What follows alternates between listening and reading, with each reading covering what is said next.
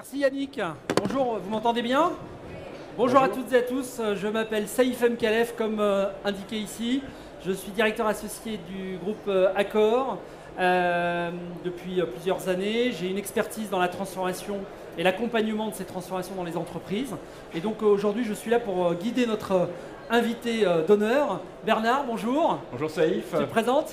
Je m'appelle Bernard Augry et je suis donc le directeur des ressources humaines de l'organisation et de l'informatique d'une entreprise régionale, le Crédit Agricole Normandie-Seine, sur 2 départements. C'est à peu près 2 200 000 habitants et nous avons un tiers de clients par rapport aux habitants. Donc on est la banque leader sur le territoire, banque assurance. Merci Bernard. Alors aujourd'hui, le thème que nous allons aborder avec vous pendant ces quelques minutes, et on pourra prolonger évidemment après la masterclass, l'organisation apprenante. Alors il y a différents ouvrages qui existent, il y a pas mal de travaux faits, des entreprises sont plus ou moins matures sur le sujet. Nous on a un parti pris avec Bernard pour cette présentation, c'est de vous faire vivre 5 illustrations concrètes d'une organisation apprenante, ou en tout cas du passage à l'organisation apprenante. Alors avant ça, 2 choses peut-être en prérequis.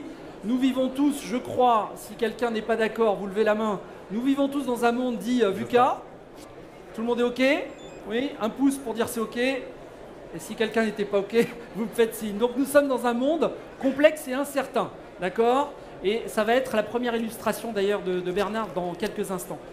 Deuxième chose, évidemment, dans les grands types d'organisation, on parle souvent d'organisation apprenante. Maintenant, si on devait définir de manière simple, je me suis amusé à trouver une définition finalement assez simple à retenir. Une organisation apprenante, c'est une organisation qui cherche à augmenter continuellement les capacités d'apprentissage de ses membres pour atteindre des objectifs partagés et anticiper les transformations futures. Définition assez générique. Alors pour ça, on va se parler du développement de compétences, on va se parler de plein de choses, mais le titre de cette intervention, c'est « Fini le saupoudrage en formation », parce qu'on souhaitait aussi partager avec vous, par ces exemples, le fait qu'aujourd'hui, nous sommes rentrés dans une ère du mieux se former, et non plus se former. Donc on est dans un monde dans lequel on va rechercher davantage de qualité. Et vous allez le voir à travers les exemples que Bernard va partager. En effet, c'est un sujet extrêmement passionnant. Alors peut-être, pour vous donner un petit peu l'architecture des 5 illustrations qu'on va partager avec vous, le premier, c'est ce qu'on appelle la résolution systématique des problèmes. Comment ça se passe au Crédit Agricole? La résolution systématique des problèmes. Le deuxième, c'est le sujet de l'expérimentation, du test and learn. On développera ça ensemble. L'apprentissage des compétences, notamment des soft skills, des compétences transverses et comportementales, celles d'aujourd'hui et celles de demain. Le transfert de connaissances, comment est-ce que la transmission du savoir se réalise dans ce monde VUCA. Et puis enfin, pour terminer, l'apprentissage des autres, le rôle des leaders experts, évidemment, dans une organisation apprenante. Le rôle des leaders experts est un facteur clé de succès quand on veut passer à l'organisation apprenante. Alors Bernard, quand on a préparé cette intervention, tu m'as dit, il y a peut-être un truc que j'aimerais partager pour commencer, c'est la crise sanitaire. Et donc dans la crise sanitaire, il y a un mot-clé qui a été utilisé par les grands économistes, par les journalistes, le prêt PGE. Est-ce que tu peux nous parler de votre rôle pendant la crise sanitaire pour soutenir l'économie? Oui Saïf, donc pendant la crise sanitaire, les banques étaient opérateurs d'intérêt vital. Ça veut dire qu'on devait effectivement soutenir le territoire, les entreprises du territoire. Et on a eu massivement des besoins de trésorerie des entreprises qui se sont déclarés. Et il fallait pouvoir y répondre. Et en tant que leader, on avait cette responsabilité. Et pour le coup, certaines activités dans notre entreprise étaient plutôt à l'arrêt ou au ralenti. Et puis on avait à répondre à cette problématique où il y avait urgence et il fallait vraiment voir tous nos clients et mettre en place ces prêts. Donc on a créé très vite une bourse à l'emploi. Et là où les services étaient moins occupés, en fait, on a mis en place une task force qui a formé très rapidement les collaborateurs pour ensuite être sur le terrain et aller voir nos clients commerçants, nos clients entreprises pour pouvoir mettre en place ces fameux prêts garantis par l'État, les PGE. Et cette boucle, ça nous a beaucoup servi pour les crises futures, puisque désormais, il y a eu la crise avec la guerre de l'Ukraine actuellement. On a remis en place effectivement cette formation très vite de task force et de bourse à l'emploi. Et si je dois donner un résultat finalement de ce qu'on a fait sur les PGE, notre indice de recommandation client, donc la satisfaction exprimée client sur 100, a doublé. On est passé d'un environnement à plus 10, vous voyez, ça va de moins 100 à plus 100. On est passé de plus 10 à plus 20 en moyenne. D'accord, donc du coup vous avez modélisé cette task force et son processus de fonctionnement. Deuxième exemple, l'expérimentation Village by CA. Vous êtes un des précurseurs des incubateurs en France. Est-ce que tu peux nous dire 2 mots sur cette logique d'expérimentation par le village? Alors le village by CA, au départ, c'est un village, donc qu'est-ce qu'il fait? Il accueille des startups et il accélère leur développement. Donc il y a tout un écosystème qui est mis en œuvre, bien sûr l'immobilier, avec des locaux qui sont tout à fait adaptés aux créateurs. Et puis on fait intervenir aussi des entreprises, des grosses entreprises, des ETI, partenaires du village, qui vont effectivement fertiliser avec les start-upers. La première création, c'est ici à Paris, rue de la Boétie, en 2014. Et en fait, ça a été un tel succès que dans toutes les régions de France et aussi en Europe, notamment en Italie, le Crédit Agricole a créé ces villages. Aujourd'hui, c'est 43 villages qui existent en Europe et c'est 1300 startups qui ont été accélérées. C'est le plus gros accélérateur d'entreprises français et européen. Tu m'avais donné d'ailleurs l'exemple d'une start-up actuellement qui cartonne, qui est issue de ce village. Alors c'est sur le dernier, ça agit, on pourra en reparler tout à l'heure. Ça marche. Alors du coup, sur le troisième exemple, on avait évoqué ensemble, tu sais, dans l'évolution des métiers, puisque le monde VUCA, ça impacte tous les métiers. C'est-à-dire que l'environnement devient un accélérateur de changement dans les pratiques, dans les métiers. On avait pas mal échangé ensemble sur le métier de conseiller bancaire, de commercial et de manager commercial. Et on parlait notamment du fait que très vite, les commerciaux se sont retrouvés en fait face à une situation compliquée, c'est-à-dire que plus de rendez-vous physiques, donc passage à une digitalisation très forte du métier avec la pratique du rendez-vous en visio. Alors très intéressant, encore une fois, c'est la période Covid qui nous a obligés. Et qu'est-ce qu'on en a fait? Donc pendant le Covid, effectivement, les clients venaient beaucoup moins en agence, voire plus pendant une période donnée. Et donc on a mis en place très très vite la possibilité d'avoir de la visio avec nos clients, ce qui n'était pas exceptionnel, mais pour un banquier ça l'était au départ. Et puis on s'est aperçu qu'il y avait des disparités d'utilisation. Et au moment où la période Covid nous a permis effectivement de revoir nos clients, on s'est dit, mais après tout, nous sommes une banque omnicanal, c'est-à-dire qu'on propose aux clients de venir par tous les moyens qu'ils souhaitent. C'est-à-dire il peut venir en agence, il peut venir sur Internet, il peut venir par téléphone et aussi il peut venir en visio. L'avantage pour le client en visio, c'est qu'il est chez lui confortablement, il a tous ses documents et c'est parfois un élément de confiance pour lui. Et par contre, on avait des distorsions dans l'approche de nos conseillers. Donc on a mis en œuvre en fait une pratique où on a déjà, par rapport aux conseillers, on a démystifié en disant voilà, la visio, le médecin aujourd'hui, je le vois en visio, j'ai une consultation médicale en visio. Donc nous, banquiers, ça nous paraît assez extraordinaire, mais ça ne l'est pas du tout. Donc première chose, c'est démystifier ça. Ensuite, pour mettre en œuvre, il a fallu que le management de proximité s'en occupe, c'est-à-dire qu'il y avait des collaborateurs qui ne le faisaient pas. Alors ils le faisaient très discrètement et les clients ne mordaient pas à l'hameçon. Donc il a fait que le manager vienne dans l'équipe et dise je veux que tu appelles tous tes clients et que tu leur dises clairement, c'est très simple, donc tu le fais. Et ça, ils l'ont fait. Et puis ça a marché, et puis on a labellisé les pratiques, c'est-à-dire qu'au bout de 10 rendez-vous, on était labellisé, donc ça a permis aussi effectivement un petit peu de se benchmarker, d'avoir une compétence acquise qui maintenant est déclarée dans notre référentiel de compétences. Donc voilà, ces 3 dimensions font qu'aujourd'hui la visio fait partie intégrante de nos propositions par rapport à nos clients, et ça marche parce que certains clients n'aiment pas venir en agence, c'est compliqué, il faut payer le parking, il faut se déplacer, et donc c'est très efficace. Parmi les compétences comportementales, est-ce que les opérationnels t'ont fait un feedback sur ce qui est plus difficile à développer au niveau du comportement? Il faut oser en fait, c'est oser parce qu'on pense a priori qu'il y a un frein client et il n'existe pas. Donc en fait la pratique c'est d'y aller et puis de forcer, d'ouvrir la porte. Et une fois qu'on a ouvert la porte, c'est facile puisqu'on voit que c'est très simple en réalité. Donc lever la peur par exemple, travailler sur le lâcher prise. Le transfert de connaissances, donc la transmission du savoir. Quand on a préparé cette intervention, pareil, on s'est dit, tiens, quel exemple on pourrait donner sur la transmission du savoir, de la connaissance et également des soft skills, puisque le lâcher prise, par exemple, c'est un comportement, une compétence comportementale. Donc comment on transmet ça de pair à pair, d'expert à expert? Et là, on est sur sur la transmission, sur le transfert de compétences. Donc là, tu m'avais donné un exemple assez original, c'était le fameux robot César. César. Donc, la problématique, c'est de dire comment est-ce que je fais gagner du temps à mes commerciaux qui ont des problématiques qui sont très larges face aux clients. Et il y a une documentation, bien sûr, mais cette documentation, elle n'est pas toujours facile d'accès, en tout cas pas en temps réel.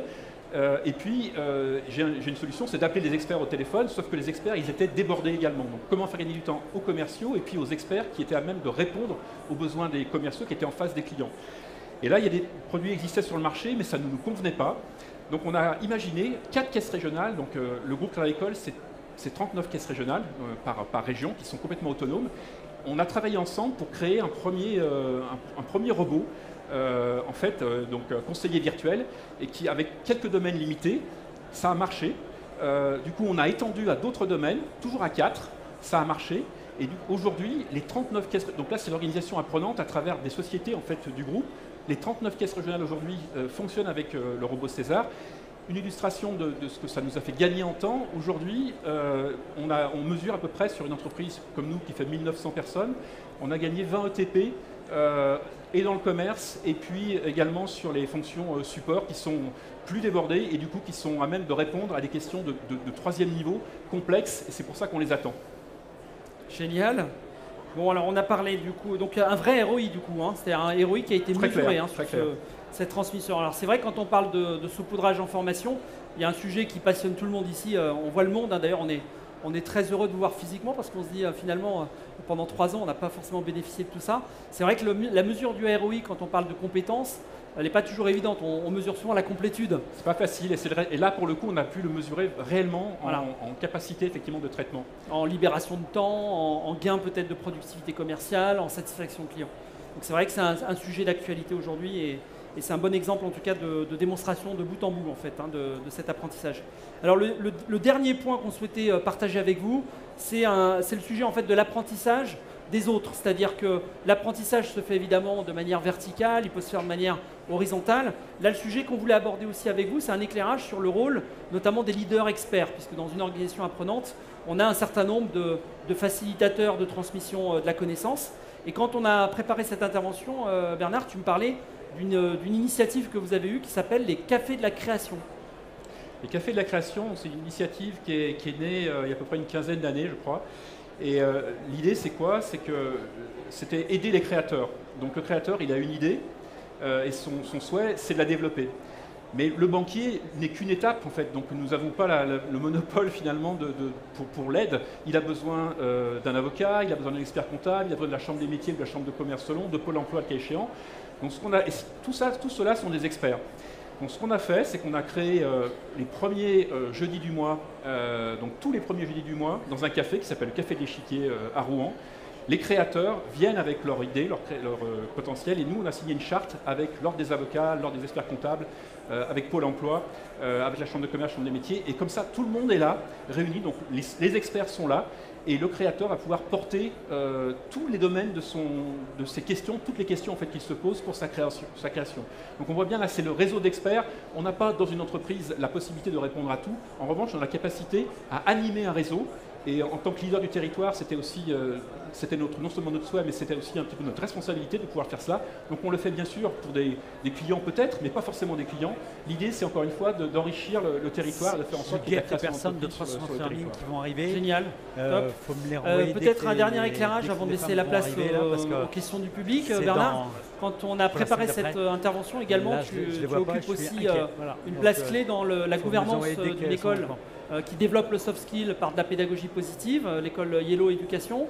Est-ce que tu peux nous dire 2 mots sur finalement comment toi tu vis de l'intérieur cette gouvernance? Donc juste pour info pour l'équipe, ici c'est que c'est une école qui a une raison d'être qui consiste en fait à avoir une mission sociale et sociétale. Et donc pour réaliser ce projet qui embarque l'école, les étudiants et l'ensemble de la société, nous avons ouvert la gouvernance de cette école à différents acteurs, et donc notamment des acteurs d'entreprise, des chercheurs, des personnalités inspirantes. Bernard, tu en fais partie. Tous les mois, tu es un membre actif du conseil d'administration. Est-ce que tu peux nous donner un petit témoignage de ton expérience? Une illustration, juste une illustration. La problématique aujourd'hui des entreprises, si vous êtes recruteur, s'il y en a parmi vous des recruteurs, vous devez le savoir, c'est très très compliqué aujourd'hui le recrutement. Et du coup, quelle valeur en fait, on peut apporter à nos candidats pour qu'ils viennent dans l'entreprise. Donc c'est la question de la valeur, comment est-ce qu'on a plus de valeur à proposer évidemment que l'entreprise voisine. Et c'est un petit peu les discussions qu'on a avec Yellow, c'est comment Yellow pouvait aller voir ses clients, ses potentiels clients pour pouvoir se développer. Et moi, ce que j'ai dit, c'est que si jamais on montre que Yellow a une pédagogie différenciée et que les candidats qui sont également des futurs étudiants vont avoir une vraie différence à travers cet enseignement, eh bien en fait on va avoir, nous, entreprises qui allons former ces alternants, enfin, avec Yellow, on va avoir un plus. Et donc c'est aussi un des axes de potentiel de développement de Yellow en disant voilà, le recrutement aujourd'hui c'est compliqué, mais avec Yellow vous avez une formation qui est très différenciée, avec une grosse valeur ajoutée. Donc si vous venez dans cette entreprise-là, vous avez la formation Yellow qui va avec en apprenant. Donc c'était un exemple que j'ai pu donner. Merci.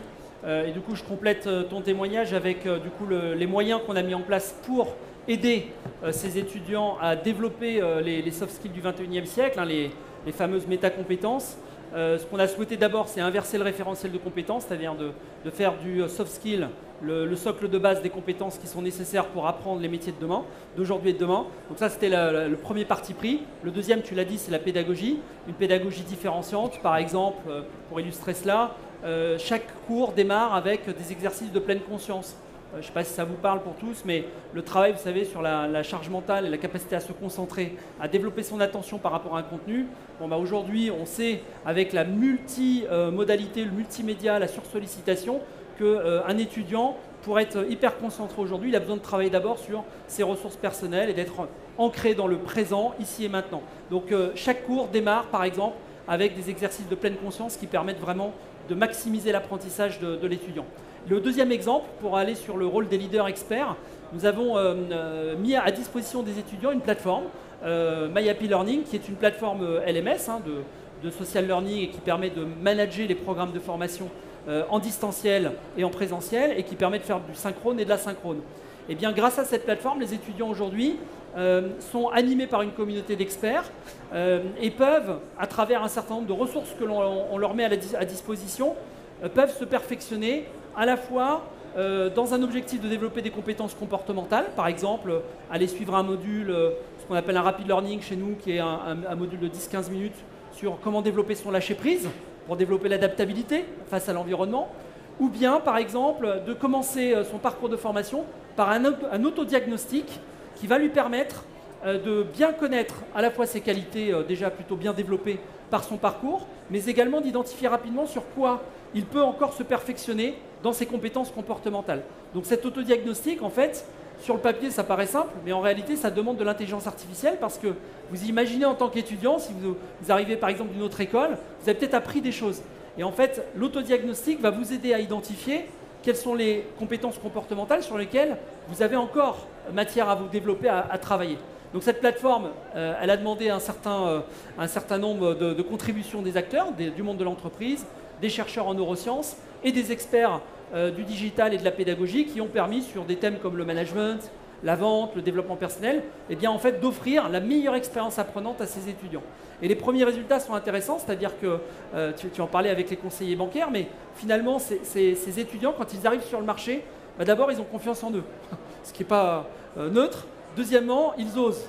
La capacité à s'adapter, ça commence déjà par bien gérer ses émotions, savoir appréhender l'environnement et ses incertitudes et la complexité face à laquelle ils sont, par exemple pour prendre une décision, etc., etc. Et donc cette plateforme, elle répond aux enjeux du 21e siècle qui consistent à développer les compétences transversales dont on a besoin pour que l'organisation devienne en effet apprenante.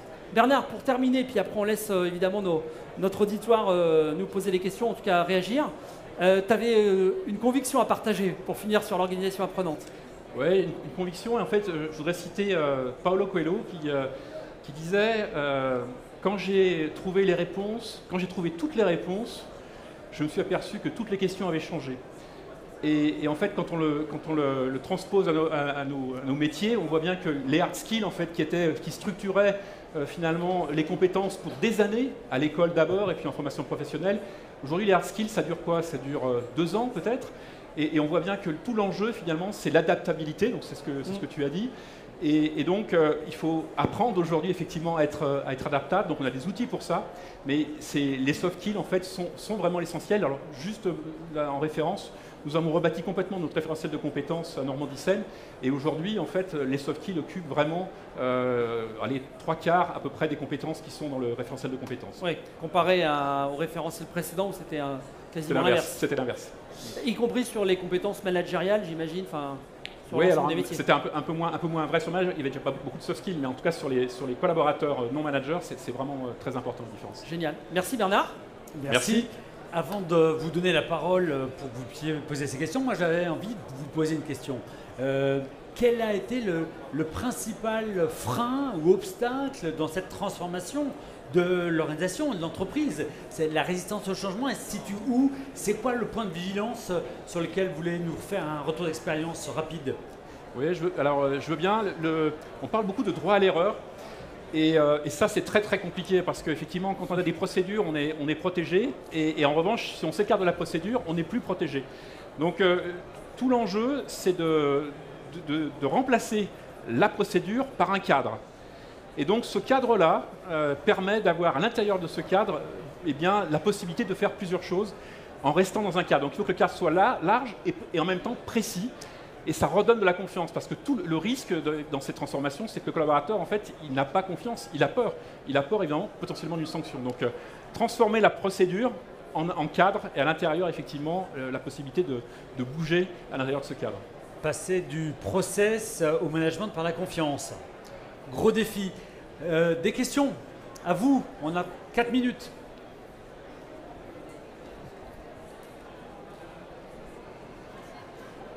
J'aurais voulu en savoir plus sur le robot César. Oui, alors le robot César, en fait, qu'est-ce qu'il fait?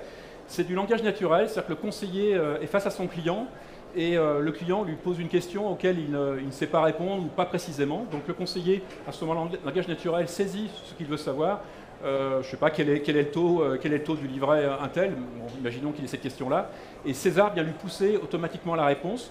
Si toutefois c'est plus complexe, il va lui chercher les documentations, donc il vient lui pousser les documentations qui réponderaient potentiellement à sa question.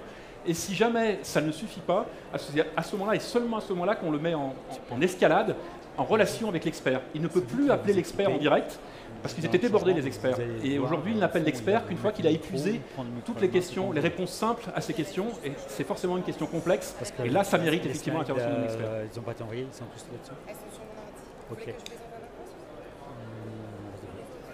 D'autres questions?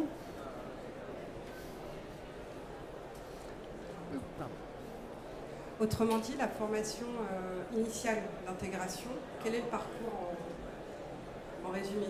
On passe forcément par l'école ou est-ce qu'il y a un pôle formation en interne avec d'autres outils que ceux-ci?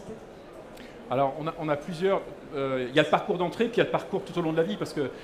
Donc, en tout cas, on a revu dans nos formations, encore une fois, on a réduit l'aspect hard skill, puisque vous voyez, avec César notamment, en fait, on a des réponses qui sont assez simples. Et puis, le produit d'aujourd'hui, quand on passe d'une inflation à 0 à une inflation à 6%, les réflexes ne sont pas les mêmes. Donc, de toute façon, on voit bien que cette partie dure, elle est éphémère.